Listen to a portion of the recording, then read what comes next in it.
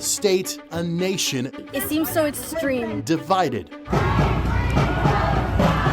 But also connected by a shared opportunity. I think every election is important. The right to vote, the ultimate act of hope in our democracy, the chance to make an informed decision on Election Day.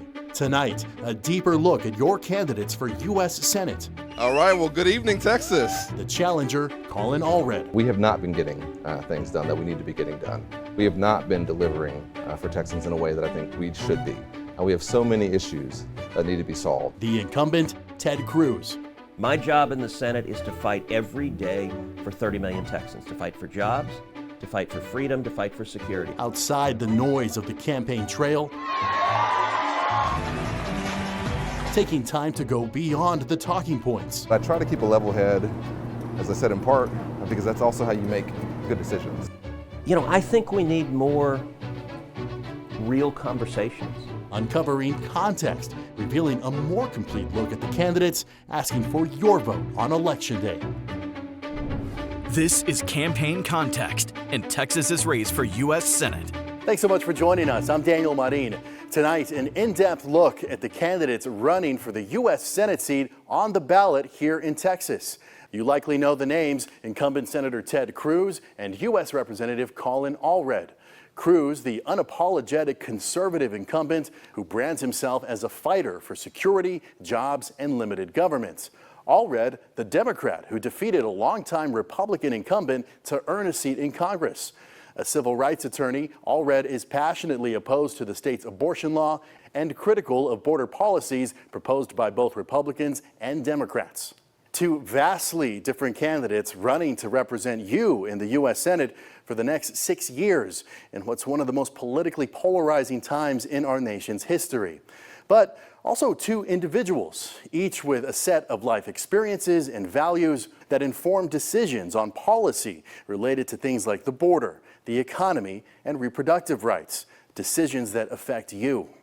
I recently spent an afternoon with each candidate, away from the noise and the rhetoric of the campaign trail, to take an unhurried approach and learn things you won't hear in a soundbite or a political ad.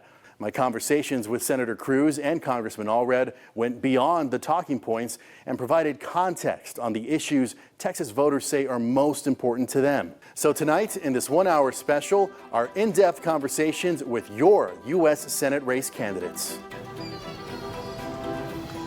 Wow, this is a great place. Senator, thank you so much for having us in your home. Absolutely. How would you balance the things that you would like to see happen when it comes to the border? Things like building the border wall, reinstating that, also reinstating the Remain in Mexico policy you've said. So how would you balance all of those with the needs and contributions of the immigrant community in Texas? So listen, for a long time, I've described my views on immigration in 4 words: legal, good; illegal, bad. I think most Texans agree with that. I think most Americans agree with that. As you noted, I'm the son of an immigrant. My father came from Cuba with nothing. My dad was imprisoned in Cuba. He was tortured in Cuba. When he came to Texas, it was 1957. He was a teenager. He was 18. He couldn't speak English. He had $100 in his underwear. And he went to go to the University of Texas. He was a freshman. He'd just been admitted to UT. He arrived in Austin. His very first job, he washed dishes, making 50 cents an hour. And he came to America because he was seeking freedom. Our state, our nation is built by those risking everything seeking freedom. I think that is an amazing part of our heritage. Now, that being said, there's a right way to come to this country. You follow the law, you follow the rules, you wait in line, you come legally. And I will say what's happening at our southern border, it is a crisis unlike any we've seen in the history of our country. I spend a lot of time down there. It has never been remotely this bad. We've had over 11 million illegal immigrants cross into this border illegally. And you ask, how do you fix it? You know what's frustrating? This crisis is man-made, and it is Joe Biden and Colin Allred and the Democrats that created this crisis. Why is that? Because when Biden came into office, he inherited a border that was largely secure. He inherited the lowest rate of illegal immigration in 45 years. I had worked hand in hand with President Trump, and we had largely secured the border. We'd achieved incredible victories securing the border. All Biden had to do was nothing. Just don't screw it up. But instead, what did he do? He came in and he deliberately broke the border. It was 3 decisions he made, and they were all unilateral executive decisions. Number 1, you rightly noted, he halted building the border wall. Did that on the first day in office. Number 2, he reinstated the disastrous policy of catch and release. So now that we apprehend people here illegally, they let them go. And number 3, he pulled out of the unbelievably successful Remain in Mexico agreement. Remain in Mexico is how we'd gotten the lowest rate of illegal immigration in 45 years. The result of that, the numbers exploded. And they didn't do so gradually over 6 months. They happened overnight. We went from the lowest rate in 45 years to the highest rate in the history of our country. All of that is deliberate. The good news, though, because it was done by unilateral executive action, it can be undone by unilateral executive action. And I believe if and when Donald Trump is reelected in November and we get a Republican Senate, we get a Republican House, in January, you are going to see the border secured once again because President Trump is going to reverse those 3 decisions. We're going to build the wall again. We're going to end catch and release. We're going to reinstate Remain in Mexico. And we will see the numbers plummet, which is what the people of Texas want and deserve. You mentioned your father and his journey with immigration. Yeah. When you see the images of people gathered at the border en masse, and I've heard you say in other interviews that it's a sad thing to see. Of course, it's tragic. Do you see your father and those people in that crowd? No, because my father came here legally. And there is a right way to come. And I got to say, we have millions of legal immigrants. Every year, the United States lets in about 1 million people legally. You know, there's no country on the face of the earth that is more generous with welcoming immigrants than the United States is. That's a good thing. That is a strength of our country. But there is a right way to come. What is happening at the southern border, it's interesting, Daniel. You cannot see it firsthand and defend it. There used to be a time, I was down at the border a number of months ago, and a reporter asked me, said, well, aren't the policies of the Democrats a lot more compassionate and humane when it comes to the border? I just started laughing. And I said, you know who doesn't believe that anymore? Democrats. And I just asked the reporter, I said, where's Joe Biden? Where's Kamala Harris? Where is even a single Democrat senator? Where's a single Democrat House member? By the way, where's Colin Allred? Have you seen him doing any border trips? Have you seen him going out on midnight patrol with the Border Patrol agents and encountering, as you do every time, children who've been abused, who've been brutalized? You cannot see what is happening at the southern border and defend it. Last year, 853 migrants died crossing the border illegally. When I brought 19 senators down to the border, we went out on the Rio Grande River. We saw a man floating dead in the river who had died that day. When you sit down with Texas farmers and ranchers and they show you photograph after photograph of dead bodies they find on their ranches, this is not compassionate. This is cruel. You have a new ad touting that you stood up to President Biden when it comes to the border. Back in January, you were one of 3 Texas Democrats who supported a resolution to condemn President Biden's handling of the southern border. I guess just kind of walk us through your evolution of thought on this. You now support the president's executive orders that came out recently. What do you say for folks who see the ad as maybe some kind of flip-flop on the issue? Yeah.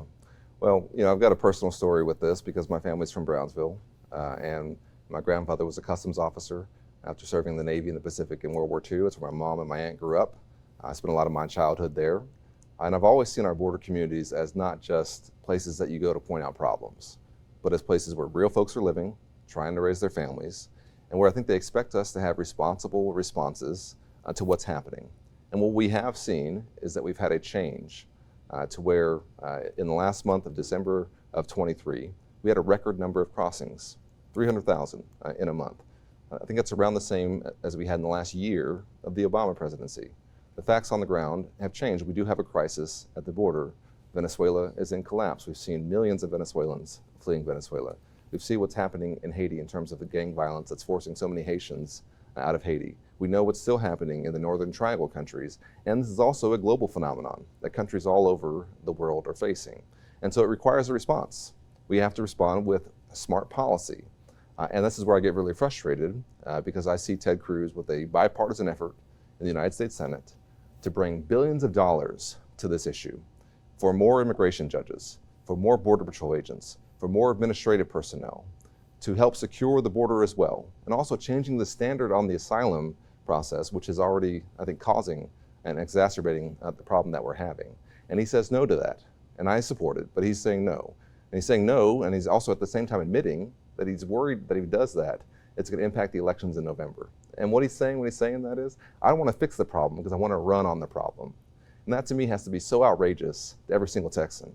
And I'm tired of folks going down to Brownsville, where my family's from, or to El Paso, and using it like a political safari. And they're, kind of trying to get in the weeds and point out migrants. And what we need them to do is help us pass legislation to address this. We're the United States of America, we're Texans. This is not beyond our capacity to have a secure, fair border where we treat people in a humane way, but that also, and sometimes will have to be tough. But it has to be, I think, in a humane way. We can do this, but we have to have leaders who actually want to. When was the last time you went to the border, and did you get a chance to interact with some of the people trying to come across? Yeah, well, I was just in El Paso, and of course I've been in the Valley quite a bit. And I've crossed over the border and spoken to migrants who were coming, and I've heard some of their, quite honestly, horrific stories of what they've been through on their journey to try and come to the United States. And I am sympathetic to that. That we're a nation of immigrants, and I want to make sure that our legal immigration system is working much better than it is. We haven't passed comprehensive reform to our immigration system since Ronald Reagan was in the White House. I mean, that's a long time.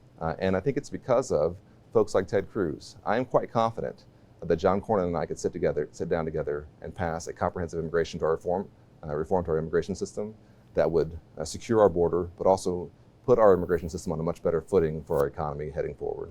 So say you get elected and you're working alongside Senator Cornyn. What's something specifically you think you can tackle right away? I think there are three components that I know that we have to do. One, of course, is security. We do need more personnel. And when I speak to our Border Patrol agents, they talk to me about that all the time. I'm very concerned, actually, about the mental health of our Border Patrol agents.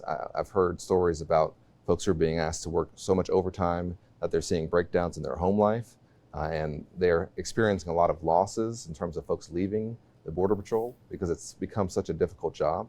So we need more personnel. That's certainly true. We need more technology, and in places, at times I've supported some, physical barriers where the experts say it will be helpful. So that's the security component, and that will be one important component to it.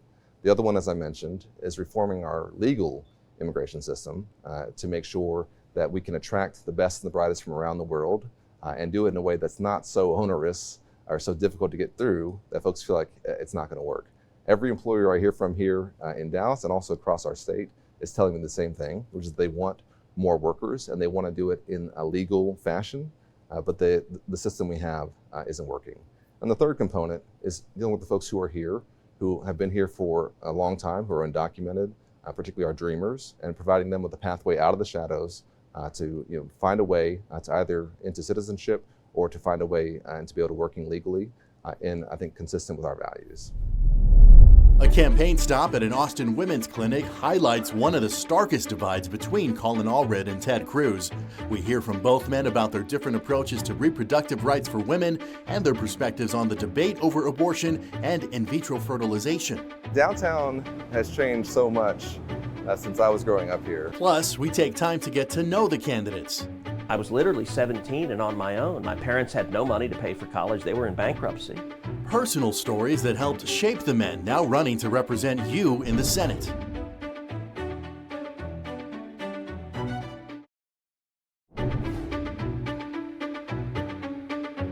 Ted Cruz and Colin Allred, two names Texas voters will see on the ballot this November in the race for U.S. Senate. Ted Cruz, the Republican incumbent. The son of a Cuban immigrant, Cruz was sworn into the U.S. Senate in 2013. You have served 2 terms. Going for a third, Allred, the Democratic congressman, raised in Dallas, his mother, a public school teacher. You've talked about growing up with a single mom, knowing what it's like to say a little prayer when you swipe the debit card at the checkout. Allred worked as a civil rights attorney after a career in the NFL. I sat down with both candidates, Cruz in his living room in Houston, the city he's called home most of his life, and Allred in downtown Dallas at a restaurant that gives teens coming out of the juvenile justice system tools to build a brighter future. They learn how to cook gourmet meals. They work every single aspect of the restaurant, from the serving to on the finance side to the desserts. And this is actually my wife and I's favorite dinner spot. And the kids serve you. And they come out and get to hear about them and learn about their lives. And then since I've been coming here so long, now I get to see the success stories of how they're doing on the other side. Tell me about that. So these kids, without this kind of opportunity, what do you think would happen to them? Yeah. Well, these are the kids that often get left behind and who can fall through the cracks. And who, as I said, for various reasons, sometimes it's not their fault. Sometimes it is. But they get wrapped up in the criminal justice system as kids and end up becoming then adult offenders if they don't have some intervention. And this place does that. And it's got all these great mottos on the walls, and my wife and I have those plates over there on our walls, and it's a really special place. And for me, as somebody who was raised by a single mom here in Dallas, who went to our public schools here, and who went to school with a lot of kids who also ran into these kind of situations, I think it's a really special place. What's your go-to meal? Well, it changes all the time. It's a gourmet meal, and so it's not one of those things where you can come in and have like a bunch of choices on the menu. Okay. They'll have a few selections, and they'll all be really good. And I promise you, if you come here, you really can't miss. What's the best thing you've eaten here? Their desserts are fantastic. These days a lot of politics is a lot of theatrics, fiery rhetoric, impassioned, or just naturally just kind of even-tempered. Do you worry that people might mistake that for a lack of passion? I guess, of course, you would worry about it, but I also think that we have enough folks in our politics who are doing the stunt stuff that I don't think we need any more. And I also think we've seen how unproductive that is. And so listen, there certainly is a time for passion, and I will always show that, and anybody who played football with me I think would recognize that I've certainly got that in my game. But I try to keep a level head, as I said, in part because that's also how you make good decisions. And that's what ultimately I think we're trying to pick someone to do, is make some good choices for us and for our families. Across here. Yeah. Downtown has changed so much since I was growing up here, and the light rail just came by. I'm actually on the Transportation and Infrastructure Committee, and I've gotten a lot of money for our light rail to try and make it a viable option for folks. And this is how our great cities in Texas come together, as having leaders at the local level, the state level, the federal level, investing in things like Thanksgiving Square, which is a public-private joint venture, and the light rail, which obviously public transportation, some of these great buildings here that house some of the top Fortune 500 companies in the country. It all comes together, I think, right here in downtown Dallas. I'm sure you said you've seen Dallas change a lot. Texas has changed a lot. Yeah, it has. We've had so many people who've moved here. The growth that we've experienced has a lot of advantages to us. It makes us a place where companies are growing, where folks want to invest, but it also means that our infrastructure gets stressed, that we need more investment in our water systems and so many different things. But I think it's a good thing, and I welcome folks to Texas, and I think that what we've seen is that by and large, a lot of folks around the country do want to come here. That's part of why I think it's so important that we go in a different direction as a state, because we're at a moment now where the extremism that he's pursued has put all of this growth that we have at risk, because there are folks in these buildings who are having conversations about whether or not the state's political climate has become too extreme for the folks they want to bring here or for the companies they want to grow here. So tell us how your family arrived in Texas. Well, my dad, as I said, came to Texas in 1957 to go to UT, and so he came from Cuba. My mom was born in Wilmington, Delaware. She's Irish and Italian, and when she was in high school, her dad was transferred to Houston. So she came to Houston, and she ended up being the first person in her family ever to go to college. And she applied to Rice, and she got into Rice. And actually, nobody in the family even knew that Rice was Rice, that it's the incredible school it is. It just was the university that was 2 miles away from where her parents were living. Okay, yeah, so. And so she applied, she got in, and so she graduated in 1956 from Rice with a math degree. And both my parents were computer programmers. And really at the dawn of the computer age, my mom in the 1950s, my dad in the 1960s, and then they became small business owners. They started a small business here in Houston in oil and gas, doing seismic data processing. They hired me as a kid. I was 8 years old, and they hired me as a computer operator, paid me $1 an hour to run what were Raytheon 704, 706 computers, big wall-sized computers. Size of a room, right? With the tapes and the key punches and things. And so I did that as a kid. By the way, I will say I think it is a great experience. It is amazing how many successful people worked as kids. I think it's really useful for kids to go work. If your parents have a business, go to work and go to work early. It's great discipline. I'm very glad I did it. But I grew up here in Houston as the kid of two small business owners. And I'm a lifelong Houstonian. My dad now is a pastor. So, we saw the ups and downs. There were times when the small business did really well and we felt like, wow, this is going great. Mm-hmm. But then you remember the mid-'80s, oil prices crashed. And listen, oil and gas has always been a boom and bust industry. Well, for us, when they crashed, we went bankrupt. My parents lost everything. We lost our home, we lost our business. They had nothing. And I was a junior in high school. And so when I went to college, I was literally 17 and on my own. My parents had no money to pay for college. They were in bankruptcy. And so at 17 years old, I applied and got into Princeton. Nobody we knew had ever gone to a school like Princeton. That was a very different world.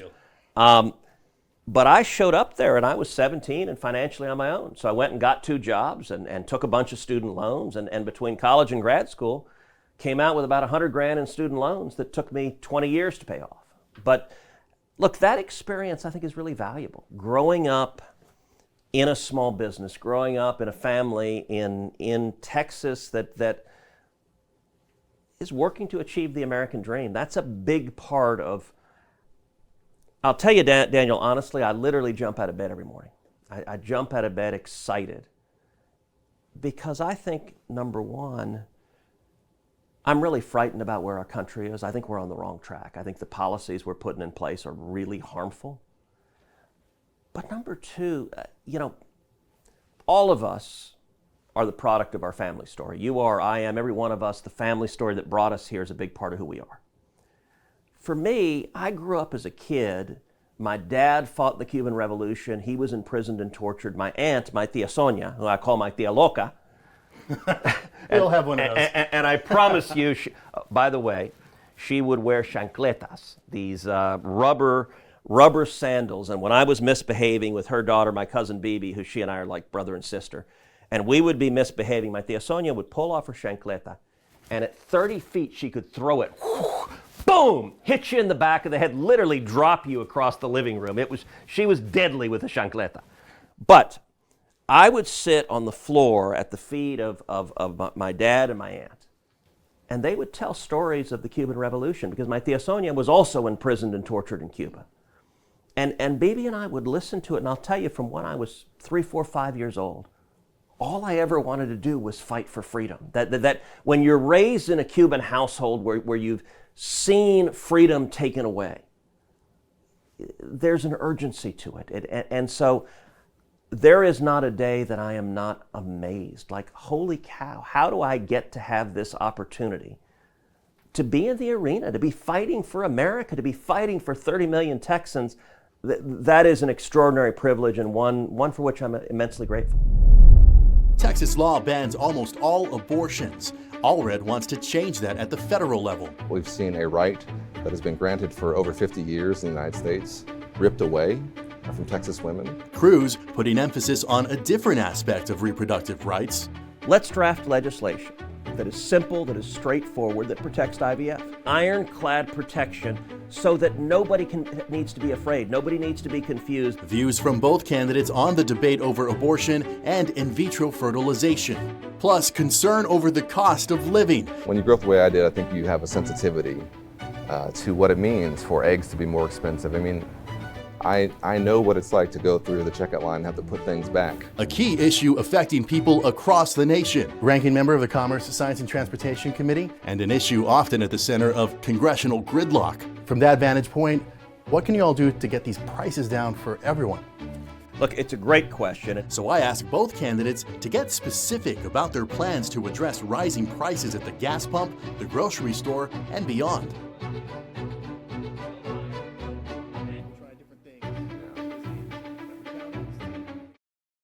How do you reconcile your kind of unapologetic conservative persona with what the job is, having to get things done in a bipartisan way?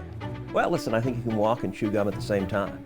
I am a principled conservative, and I don't run away from that at all.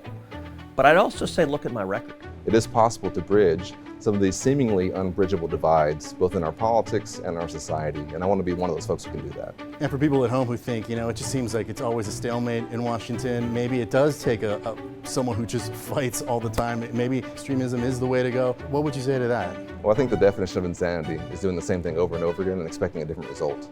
We have not been getting things done that we need to be getting done. We have not been delivering for Texans in a way that I think we should be. You're watching Campaign Context in Texas's race for U.S. Senate. Welcome back. I'm Daniel Marin. Getting back to our in-depth look at the U.S. Senate race here in Texas as Democratic Congressman Colin Allred challenges incumbent Republican Senator Ted Cruz for the seat that he's held for more than a decade. I recently traveled to Dallas and Houston and sat down with each candidate. Allred in a downtown Dallas restaurant that provides culinary training for teens recently released from the juvenile justice system, and Cruz in his living room in Houston. Moving into the second half of our wide-ranging conversation, I asked both candidates about their specific game plans when it comes to addressing rising consumer prices.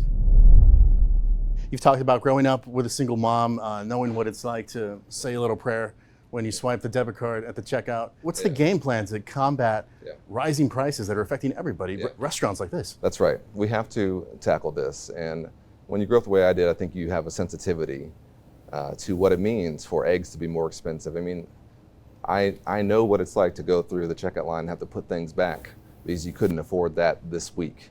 And I know what that feeling is. And as a parent now, I certainly understand how devastating that would be to have to do that for my kids. And so that's why I've always been so focused on lowering folks' costs everywhere I can. From your healthcare costs, I'm proud that we capped the cost of insulin at $35 a month for folks who are on Medicare. I voted for that. Ted Cruz voted against it again. He also prevented us from capping that for folks who aren't on Medicare, but we have seen some providers already lower their cost of insulin to match that. They're also trying to combat things like your childhood costs. I'm the first member of Congress to ever take paternity leave, and I use that as an example to try and talk about why it's necessary for us now to have a national paid leave policy where folks, when they have a child or when they have a life event, that they're able to take some time off while also still not leaving their job. A lot of good companies are already doing that because they know it increases productivity and helps them retain their workers. We should have a national policy around that. And we have to also continue to make sure that we're good stewards, of course, of the public dollars. And I've been proud of trying to make sure that we do that, and I want to be even more aggressive on that going forward. What I see from Ted Cruz is somebody who I don't think is interested at all in lowering folks' everyday costs, who really is only looking out for the wealthiest and the best connected. Is there a game plan there? Yeah. Well, we are still coming out of a pandemic, and I think we have to remember that just a few years ago, we were all sat at home, or then when we came out, there were still things that weren't open, and we're still seeing some of that tail effects of that. But I do think the game plan overall has to be to make sure that we continue to grow the economy. We're continuing to see economic growth, but we have to bring down inflation. And I think that has to be a joint effort, both with the Federal Reserve, which we've seen what they're doing, but also with the Congress making smart fiscal policy when it comes to our tax policy, yes, but also with the investments that we make, so that we're not, when we make these investments that keep folks in dollars in folks' pockets, that we're not also having an inflationary impact. Ranking member of the Commerce, Science, and Transportation Committee, from that vantage point, what can you all do to get these prices down for everyone? Look, it's a great question, and in terms of inflation, there are three things we can do. Number one, we've got to stop spending money we don't have. The reason inflation has taken off is because the Democrats spent trillions of dollars we didn't have, borrowed trillions of dollars we didn't have, printed trillions of dollars we didn't have. That's driven up costs for Texans who are hurting everywhere. Number two, a big part of inflation is energy. And Joe Biden and the Democrats, including Colin Allred, have waged a war on Texas oil and gas producers. Joe Biden put a ban in place on new permits to export liquid natural gas. That hurt jobs in Texas. It hurt our allies. It helped our enemies. And amazingly enough, Colin Allred voted in favor of Joe Biden's ban on additional LNG export permits. Those are policies that hurt. if and when we win in November, we're going to end that war on energy and we're going to lower the cost of energy. And what that's going to do is lower the cost of everything else, because energy is reflected in the cost of everything else. But number 3, I would say infrastructure is critically important to lowering costs. And as the ranking member of the Commerce Committee, and if we get a majority in November, I think we will, I'll be the chairman of the Commerce Committee, which is really good for Texas in terms of fighting for jobs in Texas. I would point to, in terms of infrastructure, number 1, 2 freeways. I-14, which will run from the Permian Basin east all the way through East Texas, all the way ultimately to the Atlantic Ocean to Georgia. I was the lead author of I-14, that legislation. I did it with Raphael Warnock, a liberal Democrat from Georgia, and Cruz Warnock. We passed it into law. That interstate is going to help create thousands of high-paying jobs. And then secondly, I-27. I-27 is going to run from Laredo north through West Texas, through the Panhandle, through New Mexico, ultimately all the way north to Canada. I-27, again, I was the lead author of that. That I did with Ben Ray Lujan, a Democrat from New Mexico. Cruz Lujan passed into law. Those two together are going to be responsible for billions of dollars of economic activity in Texas and thousands upon thousands of high-paying jobs. And I would say also, if you look at the Rio Grande Valley, you look at South Texas, there are right now 4 new pending bridge projects in South Texas. 2 new bridges in Laredo, 1 in Brownsville, 1 in Eagle Pass. All 4 of those bridge projects were being delayed by bureaucratic roadblocks that the Biden administration had put in place. And the Biden White House was delaying those projects by 3, 4, 5 years. It made no sense. The city leaders of Laredo came to me, mostly Democrats. They said, "Ted, would you help me? We are frustrated by this White House that they're blocking these bridges." I said, "Absolutely." I unified the South Texas congressional delegation. We brought together every Republican, every Democrat in the South Texas delegation, all fighting together for these bridges. Ultimately, I authored legislation that expedited the permitting for all 3 bridges, that put a shot clock on the White House. It gave the president 120 days, and it said, you have 120 days to grant or deny the permits, and if you do nothing, the permits will be deemed granted automatically by operation of law. That bill was signed into law on December 22nd of last year. Actually, it was my birthday. It was a great birthday present. And just a few weeks ago, the White House finally granted the permits for those bridges. Those bridges, every year Texas does about $800 billion of trade and commerce with Mexico. Those bridges are going to result in tens of thousands of high-paying jobs, in billions more of economic activity. They're going to help every Texas farmer, every Texas rancher, every small business, every manufacturer, and they're going to help consumers because they reduce the cost of goods getting to the grocery store, of goods getting to the store, and so it is a win-win for Texas, and it's an example of what we can do when we're focused on fighting for jobs in the state of Texas. I also spoke at length with both candidates on their starkly divided views on reproductive rights. Cruz praised the 2022 Supreme Court decision overturning Roe v. Wade. He called it a massive victory for life. The Dobbs decision gives states the power to decide abortion policy, and Texas now has laws that ban almost all abortions. Allred has called for legislation to restore Roe v. Wade, giving federal protection to abortion access. And on the anniversary of the Dobbs decision, Allred campaigned at a women's clinic in Austin, highlighting concerns about Texas women being blocked from medically necessary abortions. He's also blamed abortion restrictions backed by Cruz for threatening access to in vitro fertilization, or IVF. But Senator Cruz says he's fighting to protect IVF. He filed legislation to prevent states from blocking access to the procedure. But Democrats have their own bill that aims to protect IVF, though neither bill has advanced in the Senate. The issue playing out politically and personally for both voters and the candidates. As I'm sure that you are aware, at a recent Southern Baptist convention, they passed a resolution raising some concerns about IVF. Now, given your background, how do you wrestle with that as a Southern Baptist? And I'm not a pastor. I'm not a theologian. And pastors can work to lay out their views of faith. That's their job. My job is to represent 30 million Texans. And I can tell you what I think. I strongly support IVF. I think IVF is a medical miracle. If you look at IVF, IVF has enabled millions of parents, millions of hopeful moms and dads to bring into the world a little baby, a little boy, a little girl. You know, every year right now in the United States, about 2% of all of the births in America come from IVF. There are over 8 million babies that have been born through IVF. I think it is extraordinarily pro-family. And I have many, many dear friends whose children were conceived through IVF. Now, we're at a time politically where a lot of parents are confused and they're concerned. They're concerned that IVF might be in jeopardy. And the Alabama Supreme Court decision contributed to that. And frankly, there are more than a few Democrats who are deliberately trying to spread that confusion because they think it's politically beneficial to them. Well, as far as I know, all 100 senators support IVF. There's literally no debate on the question of IVF in the U.S. Senate. So I went to Alabama Senator Katie Britt, and I said, Katie, you support IVF, I support IVF.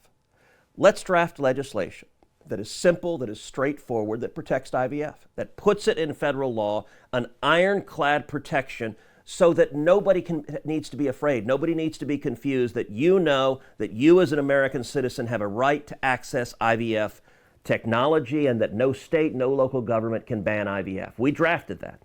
We filed it. Now, it's the sort of bill that on the merits, it should pass 100-0. As I said, there's literally not a single Republican, not a single Democrat who disagrees with IVF. Well, I'm sorry to tell you, Katie and I, we went to the Senate floor to try to pass my legislation. We stood up and asked for unanimous consent to pass it, and the Democrats stood up and objected. The reason our bill didn't pass is because the Democrats blocked it. And their reason for blocking it is really cynical.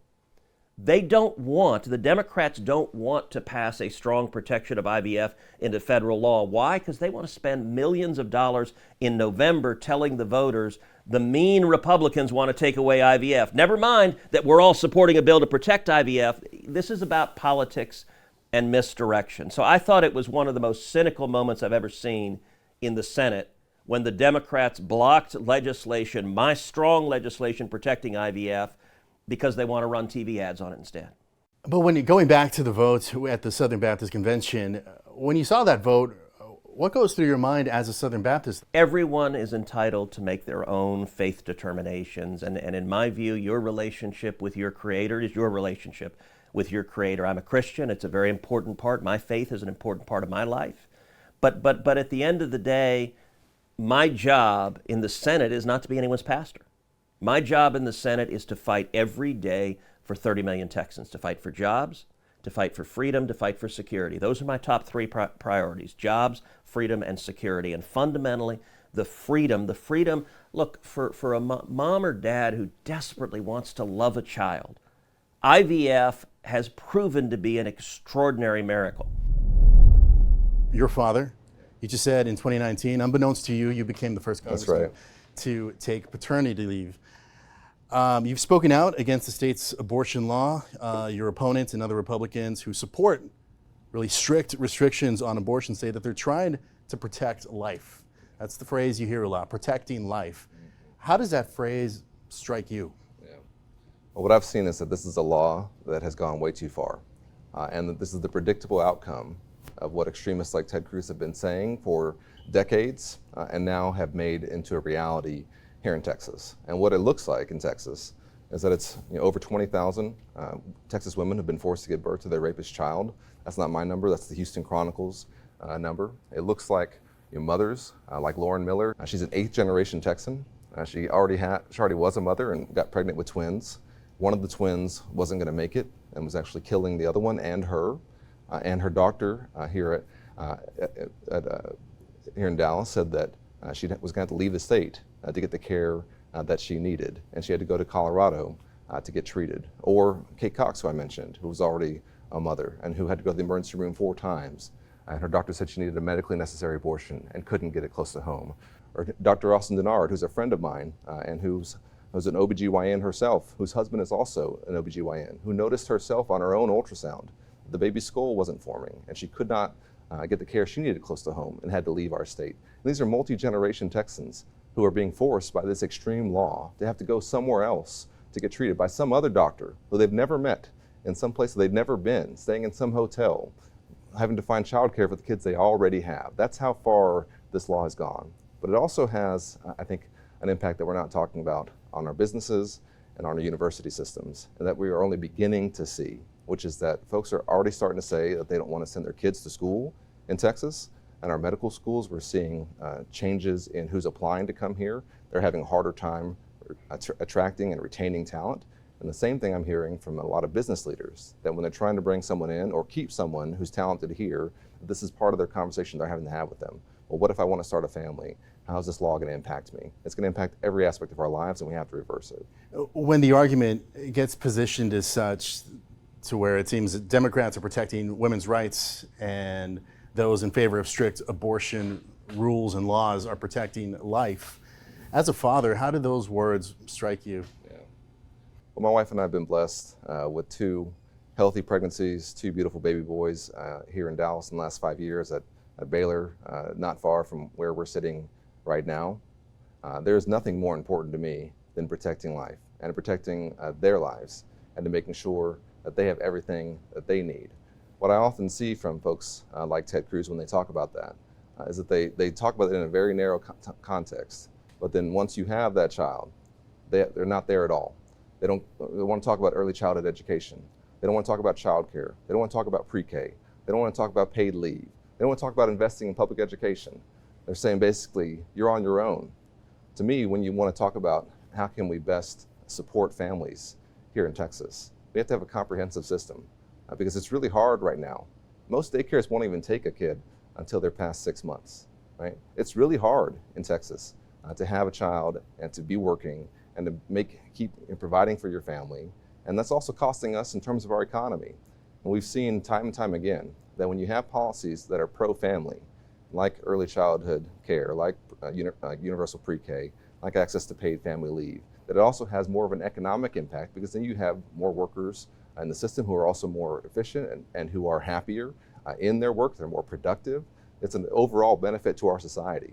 And so to me, that's the holistic approach that we have to take, is that we want to make sure that we have as few unplanned pregnancies as possible. So let's invest in that. But then let's also make sure that women can make their own healthcare decisions about their bodies in consultation with their doctors and with their faith.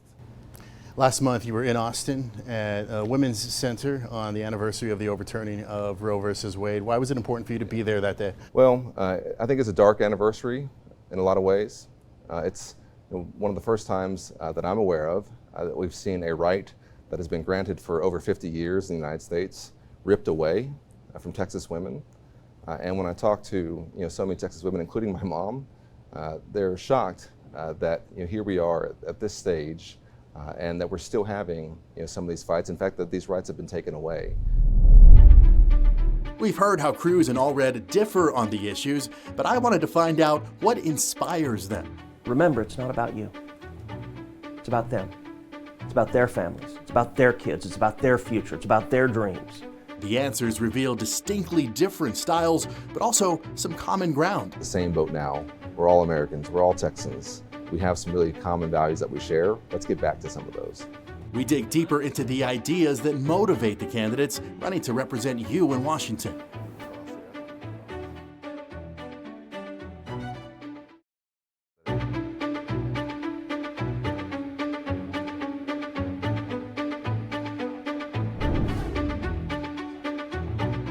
Welcome back to Campaign Context in Texas's race for U.S. Senate.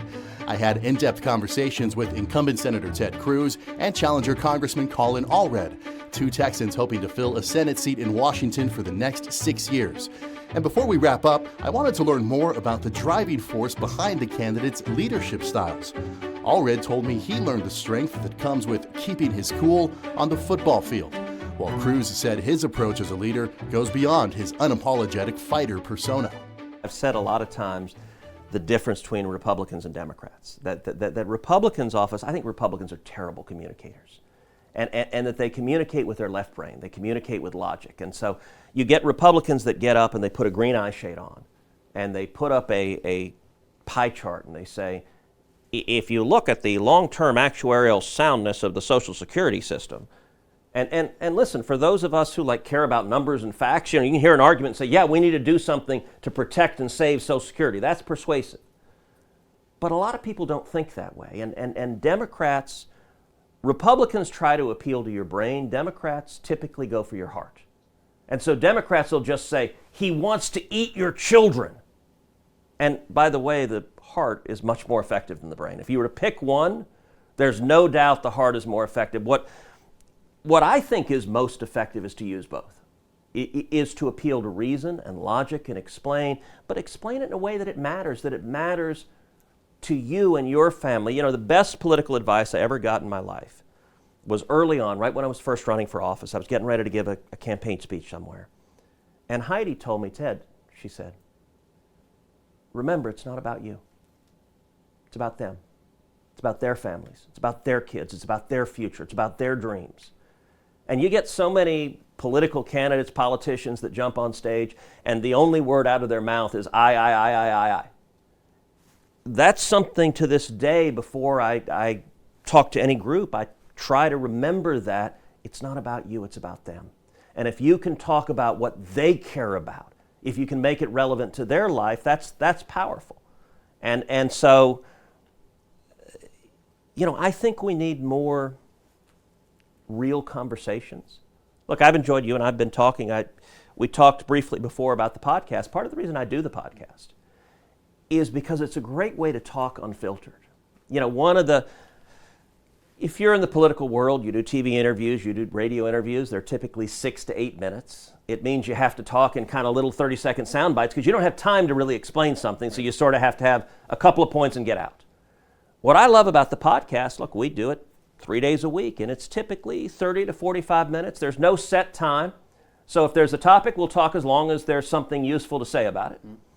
And I got to say, I really like the format because you can get in and explain it and get into substance and talk about what's actually going on. And I think our politics would be a lot better if people talk to each other more. We just have a couple more minutes. My question is, do you lead more with emotion, or do you like to think things through? What's your style? Yeah. Well, I think I've become, pretty well known for keeping my cool and for always being one of the calmer people, even when everything is going to heck all around me. I think I developed that in my NFL career, where the idea was to perform, losing your head's not going to help, right? And I think that's also true when it comes to legislation or responding to the issues of the day. That kind of snap judgment that you might make in the first moment is not always, to me, the one that's wisest and most prudent. If you think things through and also put yourself in the shoes of someone who you might disagree with, you can sometimes find yourself understanding, well, maybe this is more gray than black and white. And I'm somebody who's comfortable with that. When I see Ted Cruz, I see somebody who I think sees everything in such stark terms, that it's either black or it's white, and he's always going to be fighting it. And to me, that's not my experience of life, and I don't think it is most Texans either. That often things are very complicated, and that smart people are often working hard to try and solve them. And that well-meaning people are out there who want to be consulted with. There are well-meaning folks, some of the folks I love the most in the world disagree with me on restoring a woman's right to choose here in Texas. I understand that. I'm a Christian, I went to Baylor, I'm a church-going man, I get it, okay? But I also understand that we need to have a more fulsome conversation about how we can both protect life, consistent, I think, also with protecting individual rights, right? To me, that's the kind of thing where you have to have leaders in place who want to take that approach. But I do think that becoming a father and having 2 young children has fundamentally changed me in the way that every parent, I think, can say the same. Because it has extended my view into the future so much more in terms of my concern about their future and what country and what state they're going to inherit. And I want to make sure that they have the opportunities, of course, that I had, but also that they inherit a state and a country that's not just destroyed by divisions and that's not at each other's throats, but one that does have, yes, important differences at times, but that fundamentally understands, I think as John Lewis used to tell us, that we might have come here on different ships, but we're in the same boat now. We're all Americans, we're all Texans. We have some really common values that we share. Let's get back to some of those. Okay, Congressman, thank you very much. Yeah, thank you, appreciate it. Only 4 months to go until Election Day, and campaign season is really about to ramp up. Up next, Senator Cruz and Congressman Allred head to their respective party conventions. The Republican National Convention kicks off in Milwaukee on July 15th. The Democratic National Convention is in Chicago on August 19th. And it only heats up from there, but we'll be there every step of the way, delivering the context and depth you need in order to make an informed decision this fall. I'm Daniel Marin. Thanks so much for joining us. Have a good night.